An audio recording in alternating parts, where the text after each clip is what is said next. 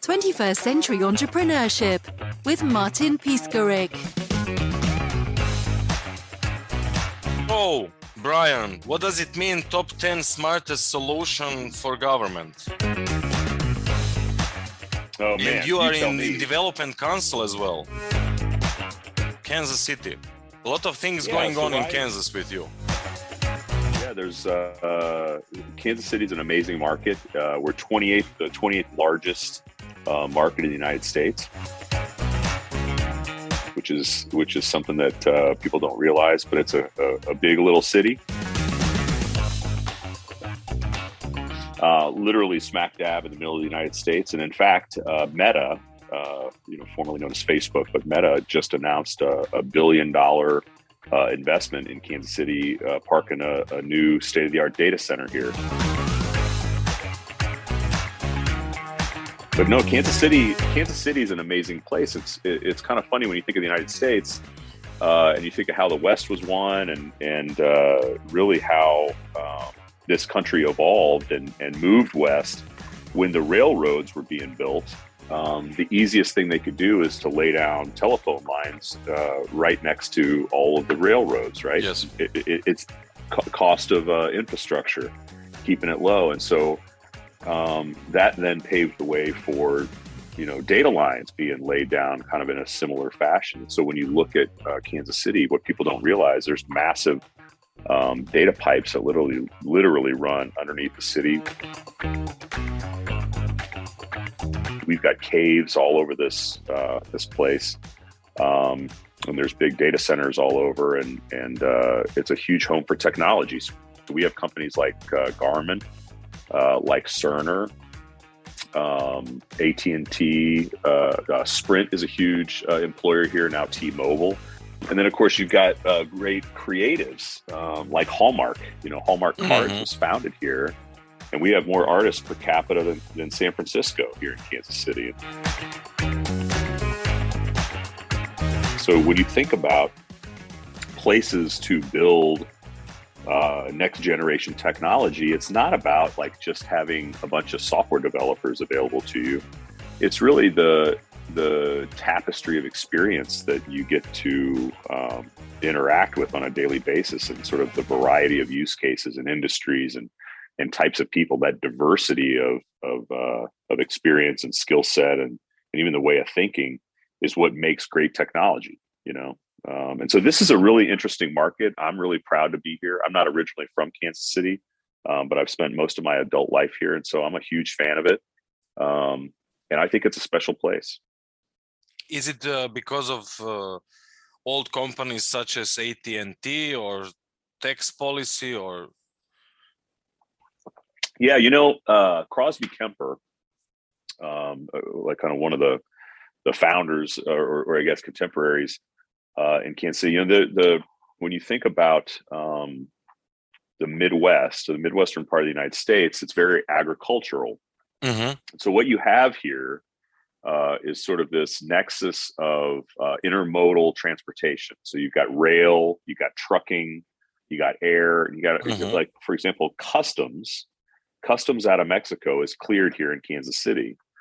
And so when you start thinking then about all these businesses that sort of proliferate from there, and telecom being one of them, these healthcare is a huge thing because of animal science, right? So there's a huge life sciences, animal sciences focus. The Stowers Institute, the leading cancer institute in the world, is based here. And so you start thinking about how all that happened. Well, it happened because you had these amazing entrepreneurs that took advantage of some industry, tailwinds, and it sort of proliferated in a really steady way. But what gets really fascinating about Kansas City in particular is it's surrounded by agriculture. So what you end up with is almost this insulation, this buffering layer that meant that, for example, when Sprint over the last decade or so, they've had some layoffs as that business sort of grew, and Sprint Nextel, if you remember that, and Sprint PCS, and they've been groundbreaking in the mobile industry for a long time, but they've also had some corrections. And when they're laying off, thousands of people, this place doesn't miss a beat. Like you don't even feel it, because the market and the economy is so insulated, it's so diverse, and you've got this buffer of agriculture business, which is, it's nice and steady, and it's just a kind of part of middle America. And so I think the reason you have so much innovation here, it's the combination of an economy that is really insulated from highs and lows in a healthy way. Two, people here are very pragmatic. They don't get all excited about the next great thing. You have to prove something works. There's not a lot of early adopters that get all excited about the singularity event and all this other stuff, which is also intellectually stimulating for sure. But this market just doesn't, that's not what gets people excited, right?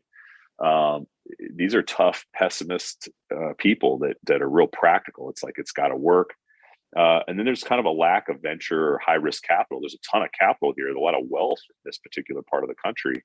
But even the wealth is risk averse in some ways. And so what you end up with is this amazing sort of petri dish where the best ideas come and they get forced to perform. There's not a lot of room for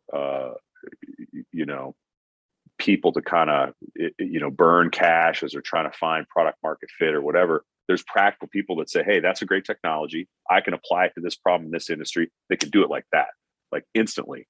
And so it's just a market where I think it's that pragmatic nature of the people that are here apply. That's kind of the key word. Is this is a market of applied ingenuity, applied innovation, not just innovation for innovation's sake.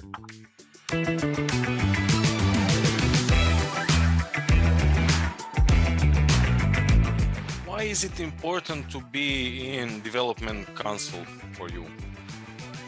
I think, like I said, I grew up, I was born in Germany. I've spent time all over the country. I travel, I travel some far-flung place once a week, at least, if not more. And so I think for me, I have a pretty good perspective on this.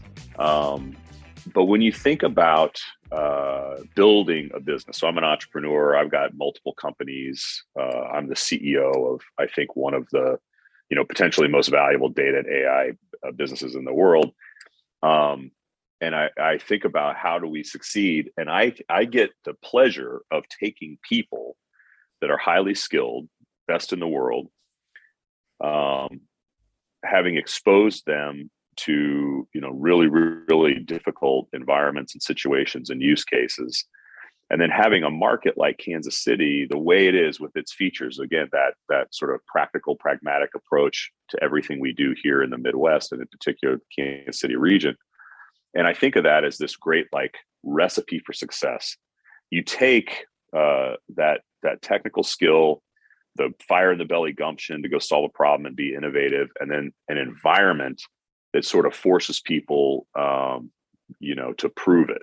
And I think that is a unique thing in the world, especially in high tech. So I would go out, and my experience was I would go out to Seattle. I've sold Microsoft customer. I've been to New York talking to the biggest like JP Morgan and all these, you go and have these experiences when you talk to the world's most important companies. You've got government-sized problems, where we spend a lot of time today. And you realize that actually that sort of combination of people, skill, environment that creates this innovation that solves a real problem for people, it's really unique. And so I've learned that. And I used to think of this, maybe not as a strong bullet point in our marketing campaigns, right? The fact that we were from Kansas City. But what I learned was it was actually a huge weapon. I used to try and cover up the fact that I wasn't from, San Francisco, didn't go to Stanford, didn't go to MIT. The company wasn't founded in Boston. I used to hide the fact that it wasn't that. And it wasn't until later that I actually fully appreciated, the power of what we had, because we were beating those people. We were beating the West Coast firms. We were beating the Boston-based firms. because we had these features of the business. And so I started celebrating that. And then I got inspired to move beyond me, right? I think that's a part of life. Kind of the punchline here is that I think, in life, you go on these journeys, and at some point you realize, or you have this opportunity maybe to make it not about you, but about others. And so I, about 10 years ago, kind of shifted my point of view in life. And I think one of the things as an entrepreneur, you have this sort of innate desire to help other people. And so that's kind of what it's about. I was asked to join the board of the Kansas Area Development Council and had been an investor in the council for a long time. And I have a real passion around trying to bring high-tech companies to Kansas City, and also to help grow innovative startups from within too. So I think that's kind of, in a nutshell, why it's important to me, and why it's a kind of a personal passion of mine.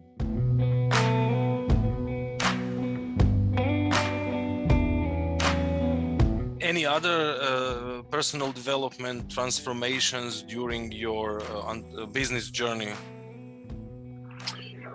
Oh man, we probably are going to run out of time before I would go through them all. I mean, I've done a lot of things in my life, and I think one of the things I've enjoyed, that's sort of a metaphor for everything I've done, is Iron Man.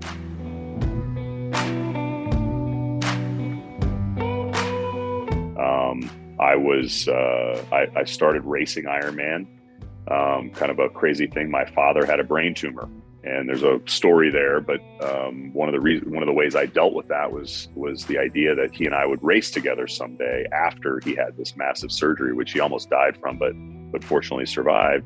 Unfortunately, we never really did race together. It was a very brief moment when we did, and there's a whole other story around that.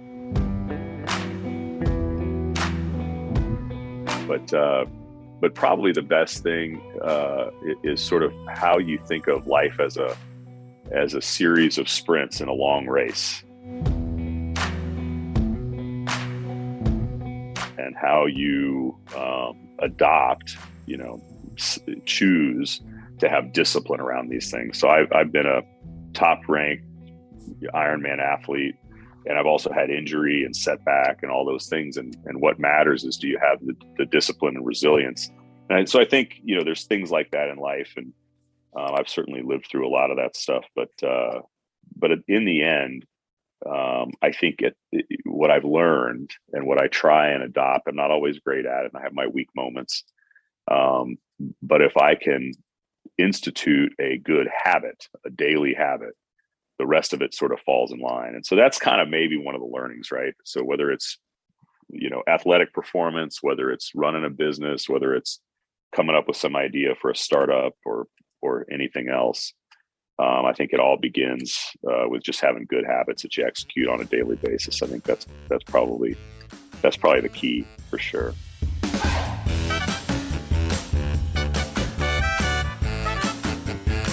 I saw some amazing stuff on your website.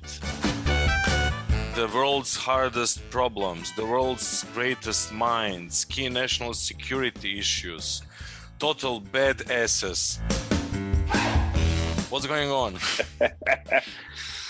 Yeah, I mean, it's kind of funny because we have these crazy good people, and they are total badasses. They are. Every single person here. I mean, when you come to work here, we've created an environment where I can take someone with some pretty good skills, but certainly they don't have to come in with like this amazing experience in artificial intelligence or math or whatever. And in a relatively short amount of time, when you take someone that has the raw talent and the desire, and you put them in an environment where there's a high expectation for performance, there's autonomy, there's trust, and you put them in an environment where they're doing something important, something that has purpose, they'll turn into a badass, like right in front of your eyes. And so that's been really rewarding and fun. And that's kind of part of that. But I think, as we think about technology, and we're a business that is on the forefront of artificial intelligence at scale today. Really, there's been this degradation of humanity. People are, as the data has proliferated and grown in volume and complexity, so have the jobs. So a human being today typically has to interact with documents and systems and data sources and buckets and storage backups and all this other stuff, right? And that degradation of humanity has come in that form where the technology, it isn't supporting people anymore. It used to, right? Back even in the 80s when data warehousing was kind of a hot thing. We talked about how, wow, an application could help a human be more productive. Well, now we've reached the point because the architectures have not changed. Fundamentally, the data-centric, data warehouse-centric architecture hadn't changed. And so what's come out the other end of that is kind of what we say is this degradation of humanity, where people are working for technology. Technology doesn't work for us anymore in that way. Certainly technology helps you on your personal life and a mobile phone. But when you get into the average enterprise, especially large commercial enterprises, which is where we're focused, and you start asking people about, hey, I have a 2,000 person company. Well, break down your workforce. What's everybody doing? How many people are selling? How many people are doing this? How many people are doing that? You find out that like 60 to 80% of the people in an average company are messing around with messy data. And it's, again, I think from our perspective, that's probably the big place where there ought to be more and more attention. People are working for information, they're working for these systems, and it's not the other way around. I think that's probably, so as a company, that's where we decided to focus.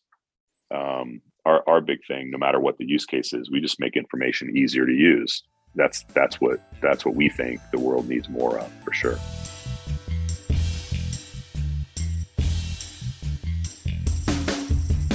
You are speaking about environment, autonomy, trust, purpose. How would you define environment as a context in your company, in your team, between your employees? So when you say environment, you need a good environment. What is a good environment for you? For all the entrepreneurs that are listening to you at the moment, maybe some.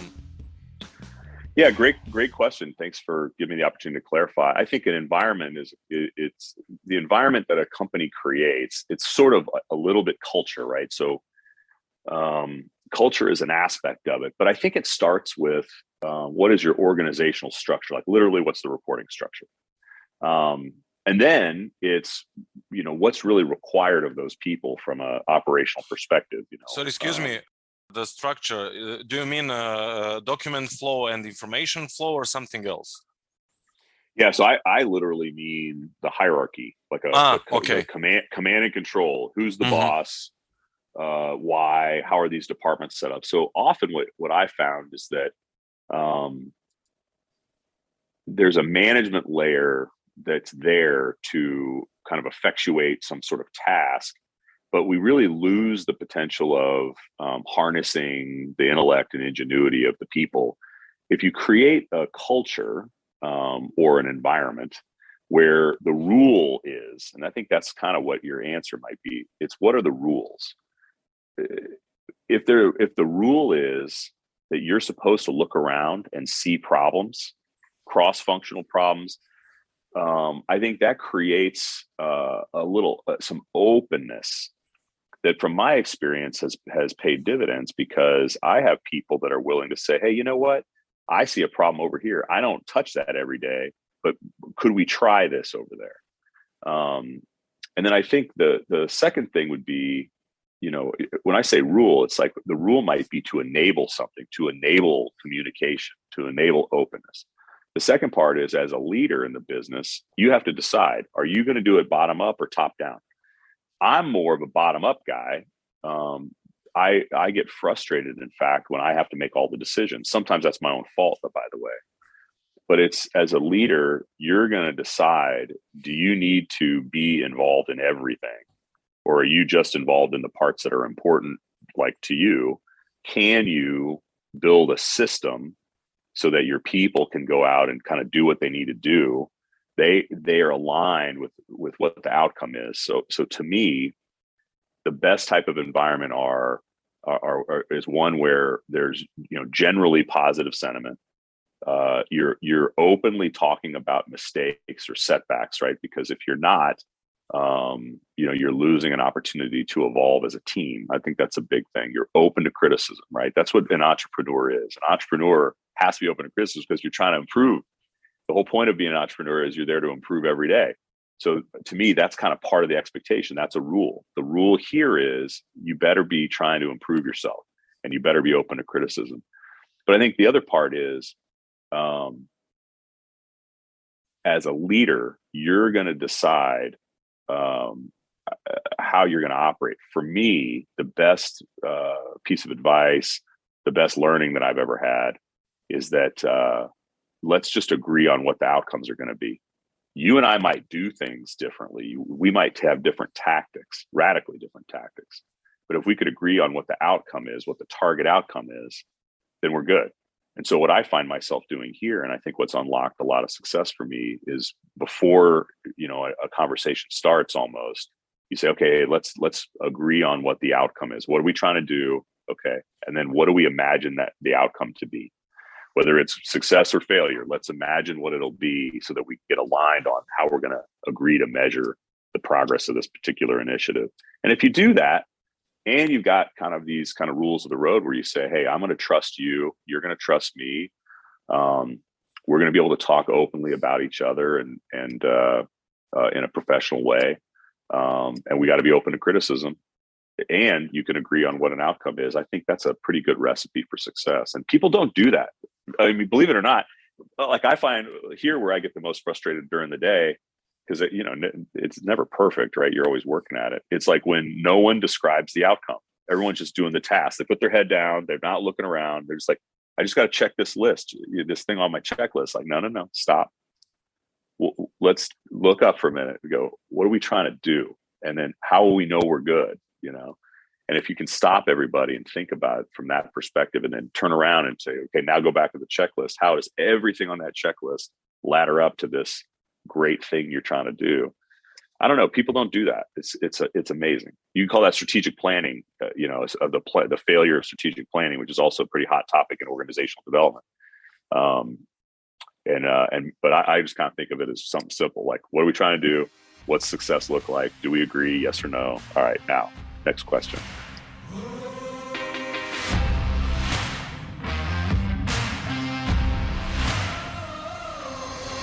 So, regarding mistakes and outcome, the perfection moment, regarding responsibility and commitment, who owns the pain? Oh, the boss. Still. Are you kidding me? Still. Well, of course, because well, it depends on what you're talking about. Now, I'm a founder, right? So I started this company. I invested in this company, and so everything that's wrong with this company is a flaw of mine, right? And so that's just how I think. It's partly reality. When you're at the top, you don't own any of the positives. You only own the negatives, right? So I think, and this is how I sort of think in life, and it causes me all kinds of stress and premature gray hair and all that stuff. But the successes are your team's and the failures are yours. And that's just how I operate. And I get cranky. I get cranky over why things aren't done a certain way and people aren't thinking right, and all that kind of stuff. But I think that's an absolute aspect of this, right? So the who's to blame, who's responsible, ultimately it's you, even in a decentralized environment, which again I think should be everyone's objective. I mean, there's a lot of leaders that have ego issues, right? So if you're immature, emotionally immature, or you got really poor management expertise or experience, you're gonna be a command and control person, and you're gonna try and dictate every little thing. It'll break down on you at some point. You'll learn your lesson, or you'll get fired, or they'll they'll mutiny and they'll throw you out, or they'll all quit. That's what is in your future if you're that kind of person. If you understand the concept of a decentralized org structure, you know that that's the best answer, period. And you know that when they break down, it is often really only because there's not alignment on outcomes. If there's alignment on outcomes and stuff happens, like, okay, stuff happens, like, maybe we'll try something different, but at least we agreed on where we were headed. But often what I find in a decentralized environment that's poorly managed, there's no agreement on what success looks like. And so that means, you have all of these, examples of failure. That the responsibility for that, even in a decentralized environment, rests solely on the entrepreneur, the founder, the CEO, who was responsible for that architecture. It's like, it's my job to make sure that everybody understands what the outcomes that we're driving to are. So, any gap in that, rests solely on one person's head, and that's it. So I don't know. I hope that's the clarifying kind of answer you expected, but I think that's the burden, right? And if you're not cut out for it, then you're in the wrong seat. So coping with the responsibility. So you are in sport. What kind of daily routine do you have? What's your mindset? How are you coping with the responsibility? Yeah, great question. It's I've always been more of a startup, early stage kind of person, right? I have companies that are decades old, but I don't run them every day. I own them, and I know where I'm good and I know where I'm bad. And so for me, that's very stressful, right? Because you're constantly building, you're putting fires out all the time, you're evolving, you're trying to help people. And for me, it's been really important. I think exercise is a key thing. I try and run every single day. My neighbors make fun of me because I, at same time every day, same route, creature of habit. And so I like I said earlier, I think you develop these habits, right? So you can develop good habits or you can develop bad habits. I'm not, I don't do drugs. I don't drink a lot. I don't have those habits because I'm competitive. And I feel like I'm the kind of person that if you have those habits, I could kill you because I don't. That's how I think in life. And so I think the more I can be disciplined around being healthy, even though I've had health issues and major surgery and all these other kind of things, I'm pretty fit because and healthy. So when that stuff happens, I've got a framework or a platform that I can lean on that isn't, I'm not going to get derailed from it, So I think having daily habits that are kind of critical is a key thing. So that to me is physical fitness, and doing something to get your heart rate up every day. I think having a good relationship with a significant other, I think, is absolutely a critical thing. A lot of people that want to be successful, they end up spending a lot of time and emotional energy on chasing people around and kind of weak ego things. And I think that sometimes is also one of these opportunities. If you're out there, and I don't want this to sound sexist at all, but if you're out there as a CEO and you're male and you're chasing women around and all this other stuff, I can kill you because I don't. And I think of that as a competitive advantage that I have over somebody that is spending their brain power on that kind of activity. And I invest in, heavily in having good relationships and things like that. So I think of my world as like hyper competitive in every aspect. But I get up at 5 a.m. every day. I have 3 espressos. I work all morning. When my daughter gets up and goes out the door, I'm there for her every single morning. The minute she hits the door, I'm out running. I run for an hour, come back, and I got 20 minutes to get ready, 20-minute ride into work, and then I've got my day, and I follow a program called time blocking in your calendar, and so I did this when I raced Ironman competitively and everything else. But you just basically you have these immutable blocks of time in your calendar that you do not move no matter what. and then you leave a couple of spots open, and you let other people kind of fill in those. But I manage my day and I manage my week very, very in a very disciplined way using calendar blocking. And that's how I do it. I don't eat lunch. Occasionally I will when I have a client meeting or something like that. And I always do an afternoon espresso shot at 2:00. Kind of give you that second boost. A little training tip you learn when you're doing 3 workouts a day, racing Ironman. But I think it's stuff like that if you can kind of develop a cadence and a bit of routine. It sounds like maybe it's kind of crazy or almost too disciplined. But what I found is if you can set that up, and that's like 40% of your day, then the other 60%, it can be whatever the heck it needs to be. You got to put out a fire, or you got to, sky's falling that day. That's okay, because you'll have the capacity, the resource, you'll have the energy and the brain power to go focus on that, because you've got the rest of this thing as this routine that's kind of moving you forward. I found that most people don't do that. They sleep in, they screw around, they come to work, they hang around. They don't think about running their lives like that. And what I found is I end up with more free time, more time with my family, more intimate time with my wife and my daughters and all that kind of stuff. And it's because I don't have all that other garbage hanging over me. So I think that's also kind of one of those secrets, calendar blocking and developing good habits, I think, is a key aspect in life. What would be your most important breakthrough in your business? Oh, man. Geez. I think it's a personal one. One of the things I struggled with was not understanding others well enough.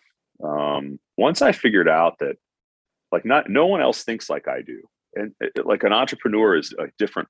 They think about the world differently. And that's a good thing, because if the world was full of entrepreneurs, nothing would get done. Everybody be all running around trying to sell each other and create stuff, but nobody actually do the work. And it was kind of funny. I think my brain lives in the future, and sometimes that's overwhelming for people. My wife's the complete opposite. She is a very task-oriented, deliberate person, and I'm not.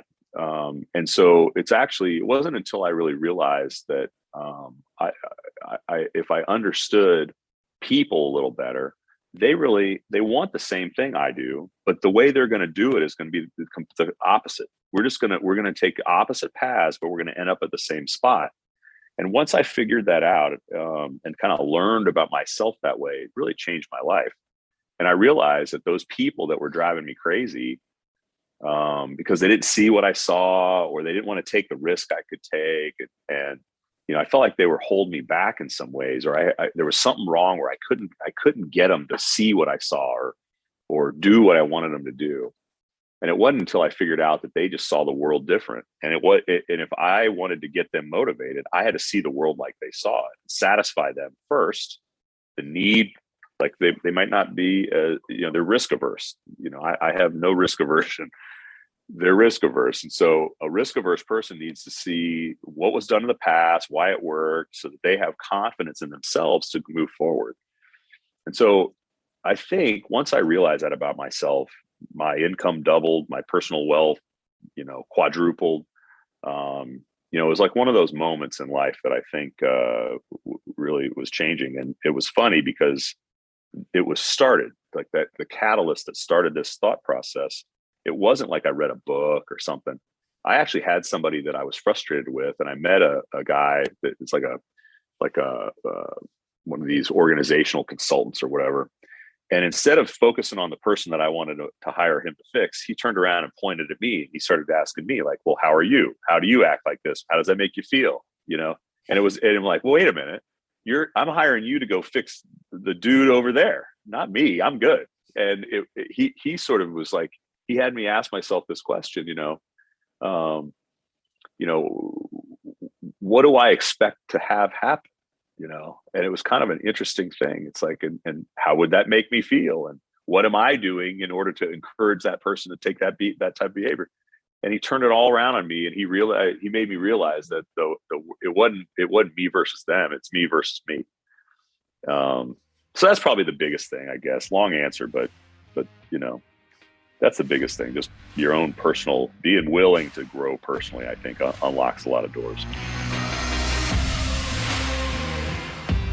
I think, for us, we would love, we're always on the hunt for pioneers, people that are really looking to do great things with their lives and with their careers. We're looking for people that are technologists, which means you've got some experience developing software, thinking about how to solve hard problems. And we really are building an amazing company here in Kansas City. We've got people all over the United States today. And they're badass people with gumption, and they really see an opportunity to change the world by making data easier to use. But they're also pioneers, right? They're people that see the world a little differently. And if you're that kind of person, we'd love to talk to you and love to introduce you to our company. In fact, we've just won, Forbes magazine just named us one of the best startup employers to work for in the entire world. And we're really proud of that. And so if any of this resonates with you, I worry for you a little if it does, but we would love to talk to you and meet you and learn more about you and see if there's a good fit. 21st Century Entrepreneurship with Martin Piskarik.